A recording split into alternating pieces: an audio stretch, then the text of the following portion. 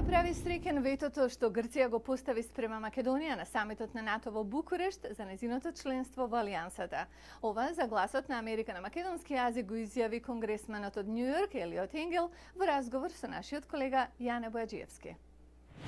Macedonia is a country that I think I would like to help. Македонија е земја на која би сакал да ја помогнам. Таму имаше проблеми, но ги решаваат. И Грција е важен сојузник на САД. Се надевам дека Грција и Македонија ќе бидат способни да ги разрешат проблемите.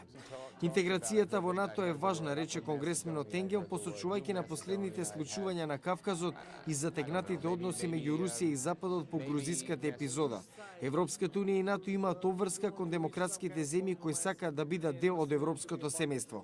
We need disputes like the dispute between Macedonia and Greece. Споровите како овој меѓу Македонија и Грција треба да бидат решени со компромис за да може да продолжиме понатаму со поважни работи.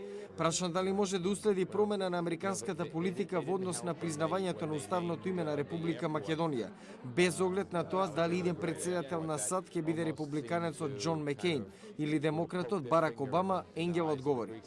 Well, it's hard to say because I think that when they get elected they will make. Тоа е тешко да се каже затоа што идниот председател на Соединетите Американски држави ќе носи одлуки тогаш кога ќе биде избран. Но мислам дека најголемиот дел од надворешната политика е надпартиска и би очекувал односите меѓу САД и Македонија да продолжат, независно кој ќе биде избран за председател. Конгресменот Енгел посочи дека Македонија има направено голем исчекор изминатите години во вклучувањето на албанската заедница во земјата и изрази надеж дека Македонија и Црна Гора наскоро ќе ја признаат независноста на Косово, затоа што, вели Енгел, таквата нивна одлука како соседи на Косово би мотивирала и други држави да го сторат истото.